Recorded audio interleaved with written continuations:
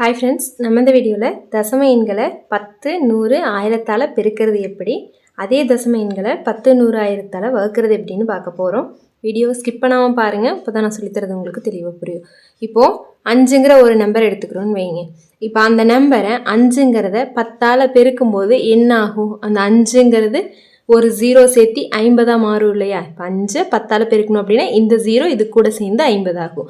அதே 5 100ஆல் பெருக்கும்போது அந்த 2 0 இதில் சேர்ந்து 500 ஆகும். அதே 5 3 அதாவது 3 0 இருக்கிற 1000ஆல் பெருக்கும்போது அந்த 3 0 இது கூட சேர்ந்து 5000 வருமா? இது எல்லாமே நம்மளுக்கு தெரிஞ்சது தானே. இதே தான் இந்த தசம எண்கள்லையும் இங்கே 0வை யூஸ் பண்ணுறோம், இங்கே புள்ளியை யூஸ் பண்ணுவோம், அவ்வளோதான்.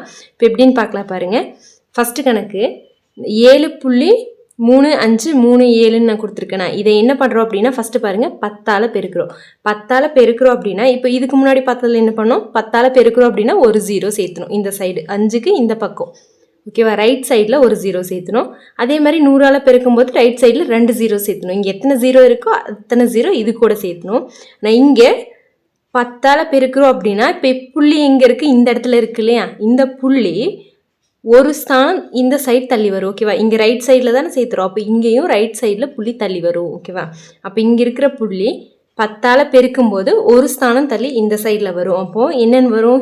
7 கிட்ட இருக்கிற இந்த புள்ளி ஒரு ஸ்தானம் தள்ளி அப்படின்னா 3க்கு அப்புறம் வருமா? அப்போ 3.5337 வரும், ஓகேவா? இதையவே 100ஆல் பெருக்கிறோம். 100ஆல் பெருக்கிறோம் அப்படின்னா 100ல் எத்தனை 0 இருக்குது? 2 0 இருக்கு இல்லையா? அப்போ புள்ளி 2 ஸ்தானம் தள்ளி வரும். அப்போ இங்கே இருக்கிற புள்ளி 100ஆல் பெருக்கும்போது 1 2 இங்கே 2 ஸ்தானம் தள்ளி இந்த 5க்கு இந்த சைடு வருமா? அதுதான் 2 ஸ்தானம் தள்ளி இங்கே வரும். அடுத்து பாருங்கள், அடுத்து 1000ஆல் பெருக்கும்போது 1000ல் எத்தனை 0 இருக்குது? 3 0 இருக்குது. அப்போ புள்ளி எத்தனை ஸ்தானம் தள்ளி வரும்? 3 ஸ்தானம் தள்ளி வரும். அப்போ 1 2 3 இந்த 3க்கு இந்த சைடு புள்ளி வரும். அதாவது ஓகேவா? இப்படி வரும். அடுத்து பாருங்கள், இதே மாதிரி ரெண்டாவது கணக்கு. இது பாருங்கள், 4.62 இருக்குது பெருக்கல். இதே நம்பரை நான் 10ஆல் 100ஆல் 1000ஆல் பெருக்க போகிறேன். இப்போ ஃபஸ்ட்டு 10ஆல் பெருக்கணும் அப்படின்னா 10ல் ஒரு 0 இருக்குது. அப்போ ஒரு ஸ்தானம் தள்ளி புள்ளி இந்த சைடு வரும். அப்போ என்னென்னு வரும்? 4 6 புள்ளி வச்சு 2, ஓகேவா? அடுத்து 100ஆல் பெருக்கும்போது 2 0 இருக்குது, புள்ளி 2 ஸ்தானம் தள்ளி வரும். 2 ஸ்தானம் தள்ளி அப்படின்னா 4 6 2, ஓகேவா? இங்கே இருந்துச்சா புள்ளி 1 2 2 ஸ்தானம் தள்ளி இந்த இடத்துல வரும்.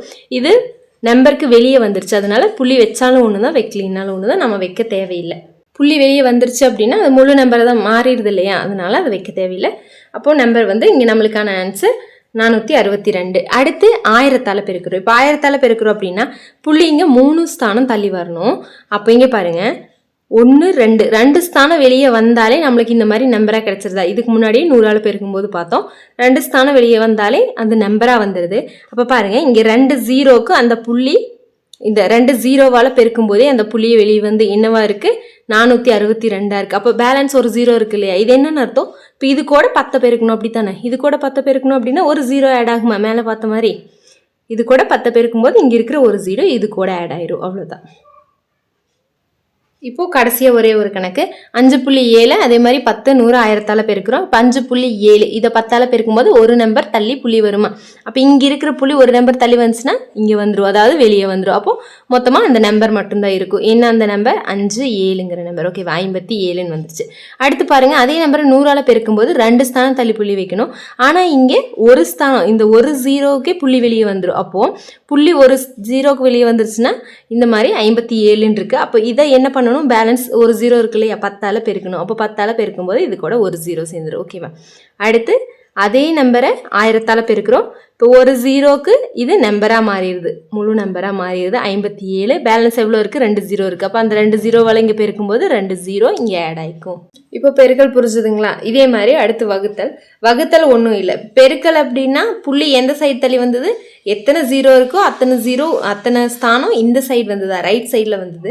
அதே வகுத்தல் அப்படின்னா லெஃப்ட் சைடில் புள்ளி போகும், அவ்வளோதான் டிஃப்ரென்ஸ். இப்போ பாருங்கள், இப்போ இந்த நம்பரை நான் 10ஆல் வகுக்கணும். 10ஆல் வகுக்கணும் அப்படின்னா ஒரு 0 இருக்குது, அப்போ புள்ளி ஒரு ஸ்தானம் தள்ளி போகும். பெருக்கல் அப்படின்னா இந்த சைடு வந்திருக்கும். இப்போ இதை வகுத்தல்னா இந்த சைடில் வரும், அவ்வளோதான் ஆன்சர்.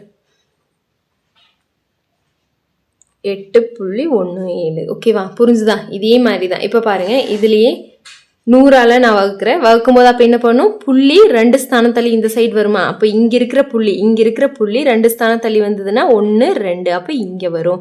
இப்போ என்னென்னு வரும், 29.81 வரும். அடுத்து பாருங்க, அடுத்து அதே நம்பரை நான் 1000ஆல் வகுத்து காட்டுறேன். இப்போ 1000 அப்படின்னா 3 0 இருக்குது, 3 ஸ்தானம் தள்ளி வரணும். அப்போ 1 2 3 ஸ்தானம் தள்ளி வந்துச்சுன்னா இங்கே என்னது ஆன்சர், 2.9817. ஓகேவா. அடுத்து இன்னொரு நம்பர் கொடுத்துருக்க பாருங்க. இதையும் அதே மாதிரி 10 100 1000ஆல் வகுக்க போகிறோம். வகுத்தா இப்போ ஃபஸ்ட்டு 10ஆல், அதனால ஒரு ஸ்தானம் தள்ளி புள்ளி வருமா, அப்போ 45.14 வரும். அடுத்து 100ஆலங்கும் போது 2 ஸ்தானம் 1 2 ஸ்தானம் தள்ளி வந்துச்சுன்னா இந்த இடத்துல வரும். என்னது 4.514 வரும். அடுத்து அதையே 1000ஆல் வகுக்கும்போது 3 ஸ்தானம் தள்ளி 1 2 3 ஸ்தானம் தள்ளினா இங்கே வரும் புள்ளி. ஓகேவா. அப்போ என்னென்னு வரும், 0.4514 இந்த மாதிரி வருது. புள்ளி ஸ்டார்டிங்கில் இருக்கனால நம்ம முன்னாடி 0 போட்டுக்கணும். ஓகேவா. அப்போ ஆன்சர் என்னது 0.4514. அடுத்தது 3வது கணக்கு பாருங்கள். 15.7ங்கிறத 10ஆல் வகுக்கிற, இப்போ ஒரு ஸ்தானம் தள்ளி இங்கே வருமா, 1.57 வரும். அதே 100ஆல் வகுக்கும்போது 1 2 ஸ்தானம் தள்ளி வரும்போது இங்கே புள்ளி வரும். அப்போ என்னென்னு வரும், 0.157 வரும். இப்போ முன்னாடி 0 போட்டுக்குவோமா, 0.157. இப்போ அடுத்து 1000ஆல் வகுக்கும்போது பாருங்கள், 1000னா 3 0 இருக்குது. அப்போ 3 ஸ்தானம் தள்ளி வரணும். 1 2 3ஆவது ஸ்தானம் நம்மளுக்கு இல்லை. ஓகேவா. அப்போ 3ஆவது ஸ்தானம் இல்லை அப்படின்னா அதுக்கு 0 நம்ம போட்டுக்கணும். இப்போ பாருங்கள், 1 2 3 ஸ்தானம் தள்ளி இங்கே புள்ளி வைக்கலாமா. அப்போ இது எப்படி வரும், 0.157 வரும். அப்போ முன்னாடி நம்ம புள்ளி இருக்கனால முன்னாடி 0 போட்டுக்கோ. அப்போ 0.0157. ஓகேவா. நம்மளுக்கு இங்கே வந்து எத்தனை இலக்கம் தள்ளி வரணுமோ அவ்வளோ இல்லை அப்படின்னா நம்ம முன்னாடி ஒரு 0 சேர்த்தி அந்த புள்ளியை நம்ம தள்ளி வச்சுக்கலாம். இப்போ அடுத்து அதே மாதிரி பாருங்கள், 4வது கணக்கு 0.8. இதை 10ஆல் வகுக்கும்போது புள்ளி ஒரு டிஜிட் தள்ளி ஒரு ஸ்தானம் தள்ளி இங்கே வருமா. அப்போ இங்கே வரும்போது என்னென்னு வரும், 0.08 வரும். அப்போ முன்னாடி 0 போட்டு புள்ளி வச்சுக்கலாம். அடுத்து 100ஆல் அப்படிங்கும்போது 2 டிஜிட் தள்ளி வரணும். ஆனால் இங்கே 1 தான் இருக்குது, 1 தான் தள்ளி வர முடியும். அப்போ நம்மளுக்கு 10 அப்படின்னா இன்னொரு 0 போட்டுக்கணும். அப்போ என்னென்னு வரும், 0.008 வரும். முன்னாடி ஒரு 0, இப்போ 0.008. இதே மாதிரி இப்போ தெரிஞ்சிருக்கும்னு நினைக்கிறேன், நல்லா கிளியராக. இப்போ அடுத்து 1000 அப்படின்னா 3 டிஜிட் தள்ளி வரணும். இங்கே 1 2 3. ஓகேவா. இப்போ புள்ளி இங்கே வரணும். அப்போ என்னென்னு வரும், 0.0008. இவ்வளோதான், ரொம்ப ஈஸி. அதாவது 10 100 1000 எவ்வளோ நம்பர்ஸ் கொடுத்தாலும் ஓகேவா.